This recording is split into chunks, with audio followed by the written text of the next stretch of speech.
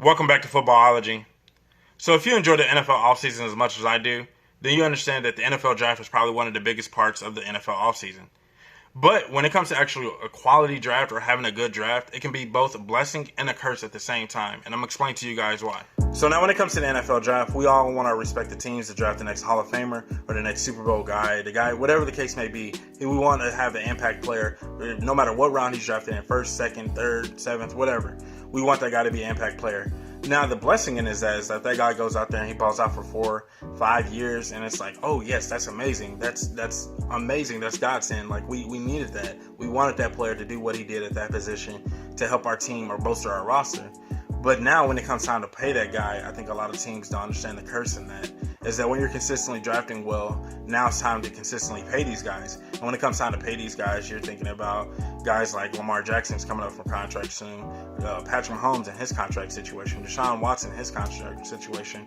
Just, I guess the names, if you will. Those guys are ready for contracts or are going to be eventually ready for contracts. And since they went out and did what they were supposed to for the last 4 to 5 seasons, whatever the case may be, it's time to pay those guys. And I think a lot of organizations don't want to pay guys, and I don't understand that. Like, I don't understand when you go out and you draft really well, you get your guy, this guy was on my board and I drafted him when I wanted and I went up and moved up for him, wherever the case may be, and he comes out and he does exactly what I thought he was going to do, and he was exactly the player I thought he was going to be, and then I don't want to pay him. Like, the New York Jets are kind of confusing me. Now, granted, I understand it's a different regime, and I understand that, Jamal Adams isn't their guy, but it's time to pay him. He's balled out consistently. He's been a consistent threat in the NFC East or AFC East in a division that's, pretty much been ran by the Patriots, let's be honest. But he's been a reoccurring, consistent player. Like, I don't know why you wouldn't want to pay him. And so, like, when it comes to certain regimes or organizations, I don't understand why you don't take care of house before you go out looking for other pieces to fill voids that you created on your own.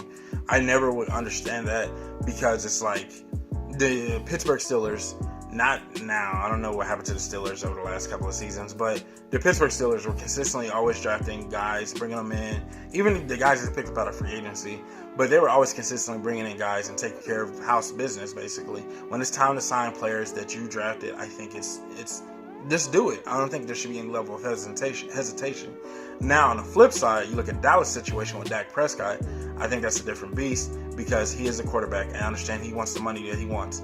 But you have to understand your role as a player and what you bring to the table. And I think Dak Prescott knows what he brings to the table, but he's still trying to get over on the Cowboys. And Jerry Jones is being kind of hesitant with it. I think these are two different things, or two different entities in my perspective. When you got a guy like Jamal Adams consistently giving everything that he has on a losing roster and, being a Pro Bowl safety, I think he deserves to get paid.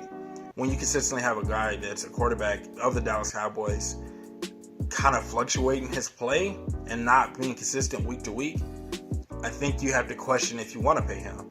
There's two different ends of, like, the spectrum, I guess you could say. It's just, when it comes to drafting, it's just so frustrating. When it comes to drafting, get your guy. When you get your guy, if he's on your board and you draft him and he comes in and he does what he's supposed to, just pay the man. Like, realistically, I guess that's what I'm trying to say overall. Just pay that man. Pay Jamal Adams what he deserves. Dak Prescott, understand your role and understand your presence on the roster and what you're supposed to be, and just chill, bro. Do what you're supposed to. Even if with Dak Prescott signing his franchise tender or the franchise tag, go out, ball out for this year consistently, week to week. And then maybe we can go back to the negotiating table and see if you are really worth the numbers that you threw out there. But as of right now, I feel like Jamal Adams is getting screwed over, and I feel like Dak Prescott's trying to screw the Cowboys over. That's just my personal opinion. Let me know what you guys think in the comment section. So that's all I had for this video. I really hope you guys enjoyed it. If you did, go on and give this video a thumbs up. Jamal Adams deserves his contract. Dak Prescott, on the other hand, has another year to prove what he's worth. I think go ahead, hit the tag if you're Dak Prescott. Sign your tag. Go out there, ball out consistently. Show that you're worth your money. Make your money. But if you're drafting, as an organization, just real quick, if you're drafting a player and he does what he's supposed to at his respective position and plays the way he's supposed to, pay that man. Just pay that man. And if you're not a footballologist yet, go and subscribe to the YouTube channel and become a footballologist today. And stay safe, football fans.